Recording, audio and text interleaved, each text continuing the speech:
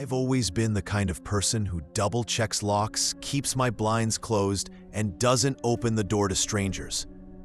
I don't live in a bad area, a quiet suburb of tree-lined streets, all identical houses and picket fences. But true crime podcasts have left their mark on me. I work late, come home, heat something in the microwave, and unwind. That's my life, uneventful, until the letter. It was a Monday evening in early October. The air had that damp smell of leaves breaking down after rain. I pulled into my driveway with grocery bags on the passenger seat, already planning to cook something and fall asleep early. But before I even cut the engine, I noticed an envelope taped to my front door handle. It was just sitting there, fluttering faintly in the breeze. My name, first and last, written in a careful, unfamiliar hand across the front. I'm not popular enough to get handwritten letters. Nobody in my family writes to me. My stomach sank immediately. Still, curiosity is powerful. I ripped it off the handle and took it inside. Inside was a single sheet of lined paper, folded once. The writing was neat, but slightly off, like someone trying to imitate good penmanship. It said, "I'm interested. Let's meet tomorrow, same place." That was it. No name, no return address, nothing about who they were. Just that. My hands actually trembled a little. The word interested made my skin crawl. Interested in what? In me? I tore it up, dropped the pieces in the trash, and tried to convince myself it was a prank or a misdelivered note. That night, I triple-checked my locks and went to bed anyway. The next day was Tuesday. Work dragged on. I kept thinking about the letter and telling myself it was nothing. By the time I got home, it was already dark. I turned on every light in the house out of habit, changed into sweatpants, and got into the shower. Halfway through, with shampoo still in my hair, the doorbell rang. It startled me so badly, I banged my elbow on the tile. I froze, water still pounding, and listened. The bell didn't ring again, just once. Then silence. Maybe a package? Maybe a neighbor? I told myself I'd check later, rinsed off, and stepped out. The mirror was fogged, my heartbeat loud in my ears. That's when I heard it, faint but definite, a soft thud, then another, like someone walking very slowly on creaky boards. It was outside the bathroom, but inside the house. I turned off the fan, to be sure. Silence. I cracked the door and peeked. Nothing. The hallway light glared back at me. I got dressed as fast as I could, every hair on my arms standing up. My first thought was to look through the peephole. When I opened the front door, something thin fluttered and fell from the crack. Another scrap of paper. Same handwriting. I unfolded it with shaking fingers. This one said, "You missed our meeting. Not polite." And at the bottom, 2 initials, DN. The letters were underlined, almost carved into the paper with pressure. I swear I could feel the groove of the pen marks. A wave of cold shot through me so fast, it made my knees weak. Whoever this was, they weren't just leaving notes. They were here. They knew my schedule. They knew my name. And they were angry. I spent the next half hour pacing the living room, phone in hand, debating whether to call the police. What would I even tell them? Someone left me a creepy note? They file it under nuisance at best. I checked every window, every closet. The house felt smaller, tighter. My own walls felt like they were closing in. Eventually, I told myself I'd sleep on it and take both notes to the police first thing in the morning. Maybe they could dust for prints. I tried to calm down by making tea. That's when I heard it again. The same thumps. Not outside this time. Above me. From my bedroom, every instinct screamed not to go up there. But I did, holding my phone like a weapon. The upstairs hallway was dark. I knew I'd left that light on. I flicked the switch. Nothing. Burned out? Or turned off. The air smelled faintly of cold, wet fabric. I forced myself forward, opening the bedroom door inch by inch. Everything looked normal. Closet closed, bed made, my laptop glowing softly on the desk. I checked under the bed anyway, hands shaking. Empty. Then I turned to the sliding door that leads to the small balcony outside my room. It was unlocked. I never leave it unlocked. Before my brain could process it, movement flickered on the other side of the glass. A figure, tall, lean, drenched, standing just beyond the railing, face in shadow. He stepped forward until his forehead almost touched the glass, like he was trying to see inside. For a heartbeat, we were eye to eye, separated by only a pane of glass and a thin curtain of rain. I bolted. I didn't think, I ran. Down the stairs, out the front door, barefoot onto the street.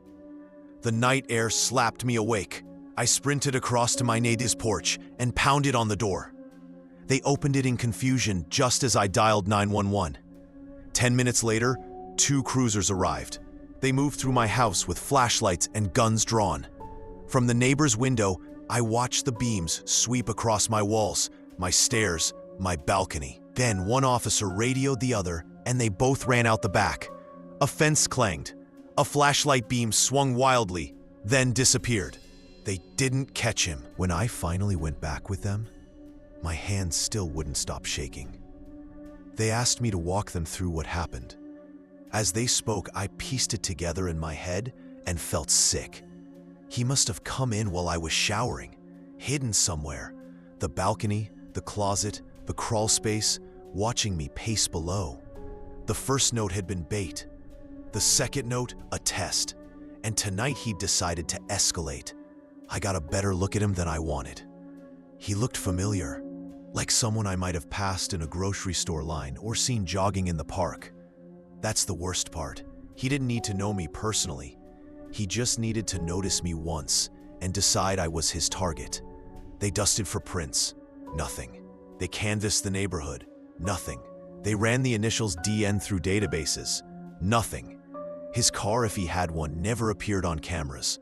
After that night, the notes stopped. No more thuds. No more shadows. It's been almost a year. And yet, I still check the balcony lock twice every night.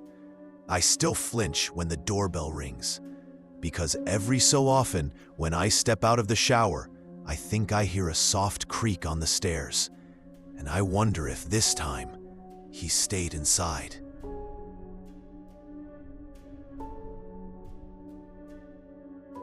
There's nothing lonelier than a highway at 1 a.m.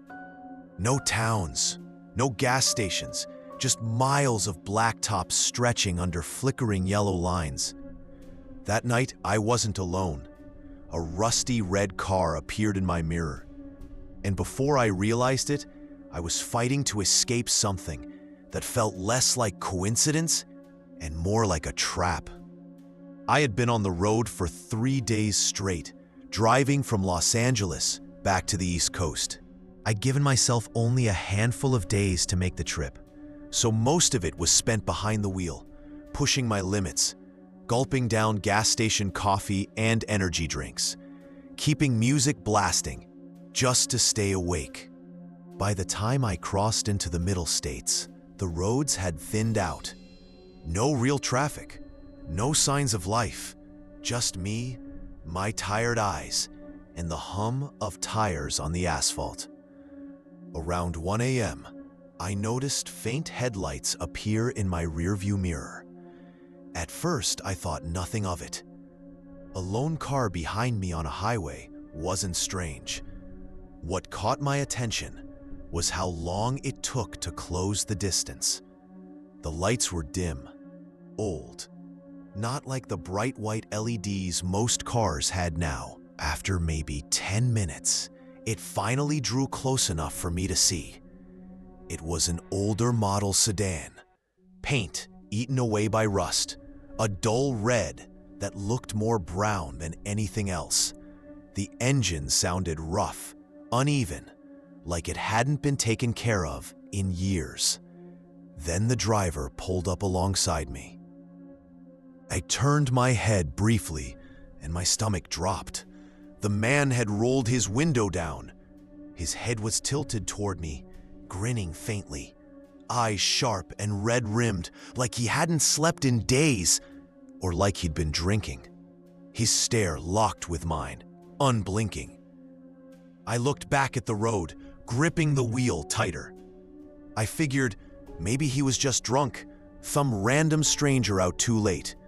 But when I eased off the gas, slowing down a little to let him go ahead, he slowed too, keeping perfectly beside me. That's when the hairs on the back of my neck stood up. I tested him. I dropped down to 25 miles per hour, on a stretch where 65 was the limit. His car stayed with mine. He didn't even look forward. He just kept his head turned, eyes locked on me, smiling like it was a private joke. Finally, he gunned the engine and drifted ahead. Relief washed over me when his taillights disappeared. I shook it off, told myself to stop being paranoid. Maybe he was high, maybe just weird. 15 minutes later, exhausted, I saw a sign for a rest stop. I figured I'd grab a coffee, stretch, clear my head. The lot was empty. A single flickering lamp cast long shadows across the cracked pavement. I parked, went inside, bought a steaming cup from the vending machine, and stood by the window sipping it. That's when I heard it, the low, uneven rumble of an engine pulling in. The rusty red car rolled slowly into the lot. It circled once, deliberately, before pulling into the space right beside mine. Out of the dozens of empty spots, he chose that one. I froze, coffee burning my hand as I gripped it too tight. The man leaned over in his seat, reached across the passenger side, and opened the door wide. He looked right at me through the glass, still smiling, and motioned with his hand like he was inviting me in. My body went cold. Every instinct screamed at me to run, but I forced myself to walk calmly, almost robotically, back to my car. I didn't even glance at him. I slid inside, locked the doors, and started the engine. As soon as I pulled out, so did he. Back on the highway, it was worse. He matched my lane changes. When I sped up, he sped up. When I slowed, he slowed. Then he got more aggressive, swerving close enough that I could see the chipped paint on his bumper. At one point, he tried to edge into me, like he was testing if he could force me off the road. My hands shook on the wheel. I scanned for an exit, a gas station, anything, but the road stretched empty in both directions. He pulled up on my left side again, grinning wider now, eyes glinting in the dashboard light. I swear I could hear his laugh through the glass. That's when I saw it, a narrow crossover in the median, the kind meant for emergency vehicles. It was risky, maybe even illegal, but I didn't care. I slammed the brakes, cut across, and floored it in the opposite direction. In my mirror, the red car screeched, brake lights flashing. For a moment, I thought he'd chase me. Instead, he paused, then slowly turned away and disappeared into the dark. I drove for another hour before pulling into a crowded truck stop. Parking between two semis and trying to steady my breathing. My whole body buzzed with adrenaline. I kept replaying it, the stare, the smile, the way he opened that door like he'd been expecting me. I filed a report the next morning at a local police station. They nodded politely, wrote down the details, and promised to keep an eye out. I didn't expect much. 4 days later, Safe at home on the East Coast, I opened the news. A woman had disappeared on the same stretch of highway. Her car was found abandoned at the side of the road. Witnesses reported seeing a rusty red sedan circling nearby the night she vanished. My chest tightened as I read every detail. The time, the location, the description of the car. It was him, the same man. And the thought that has haunted me ever since is simple. I got away because I made a split-second choice. A dangerous U-turn on an empty highway. A gamble. She didn't. And if I hadn't, if I had hesitated even a moment longer, I don't think I'd be here telling this story.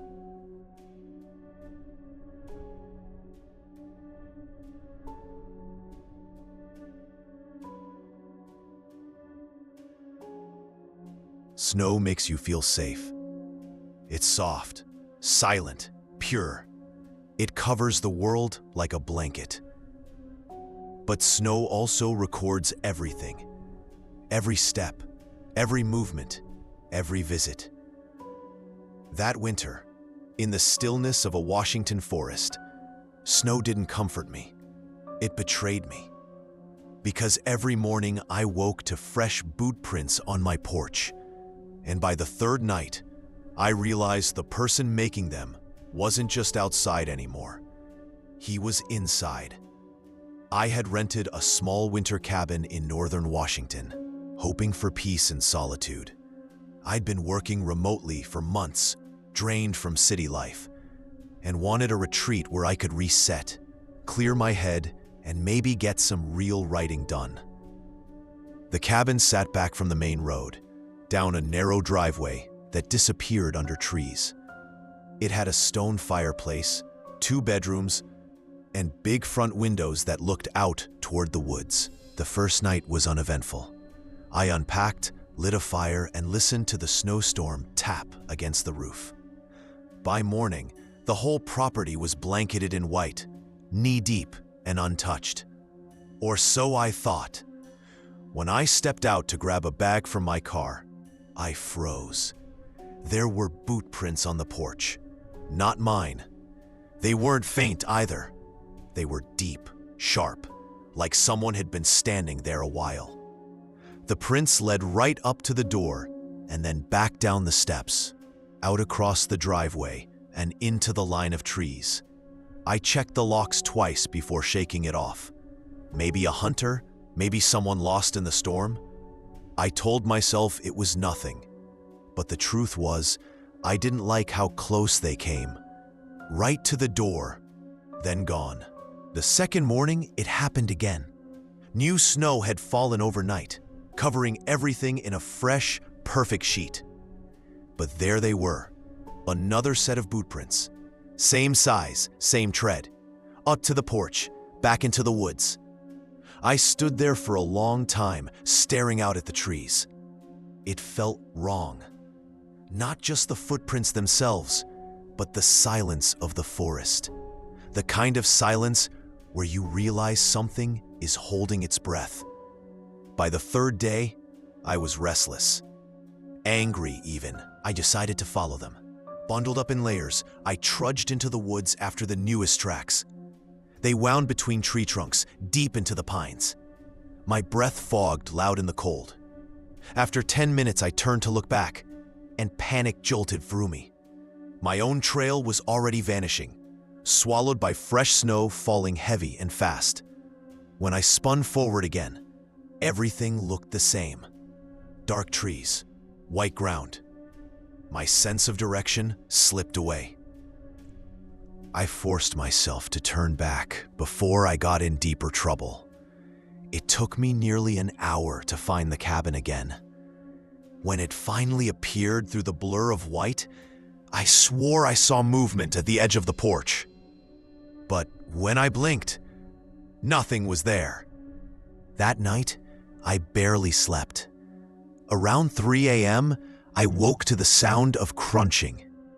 Slow, deliberate steps outside in the snow, Step, step, step. I held my breath, counting the pauses.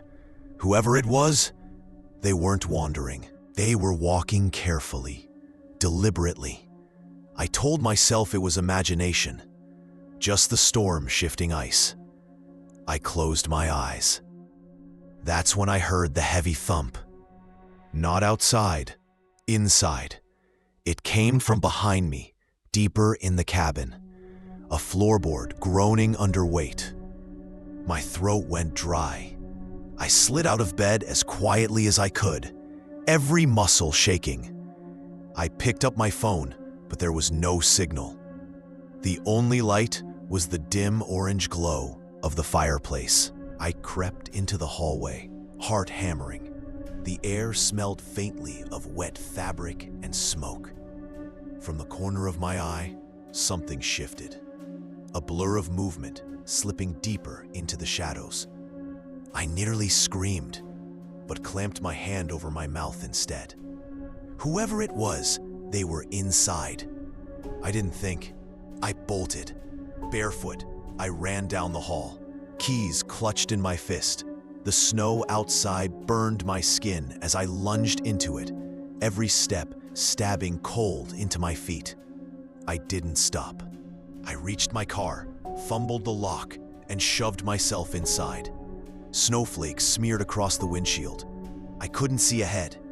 My hands shook so badly I almost dropped the keys. The engine roared to life, tires spinning on the icy driveway. I backed out blind, barely keeping control. Headlights cutting through endless white as I tore down the road. When I finally reached a gas station miles away, I sat there shaking so hard I couldn't get out of the car. The clerk must have thought I was drunk. The police met me there. By the time they drove back to the cabin, snow had already covered most of the evidence. Still, they found one thing. Near the fireplace was a window, slightly ajar. The snow on the sill was disturbed, melted in spots where something wet had brushed through. Inside, faint smudges tracked toward the far bedroom, the one I hadn't used. The footprints stopped at the doorway, like someone had stood there, watching, before moving back. The officer's theory was simple. He'd been using that unused room as cover, moving quietly, maybe even staying inside longer than I realized. If I had chosen the other bedroom that night, I might have walked straight into him. Even now, when I think about it, my chest tightens, because it wasn't just the footprints on the porch that scared me. It was knowing they weren't warnings, they were practice. He was coming closer each night. First the porch, then the walls, then inside. And if I hadn't woken up at the exact moment I did, I don't think I'd have left that cabin alive.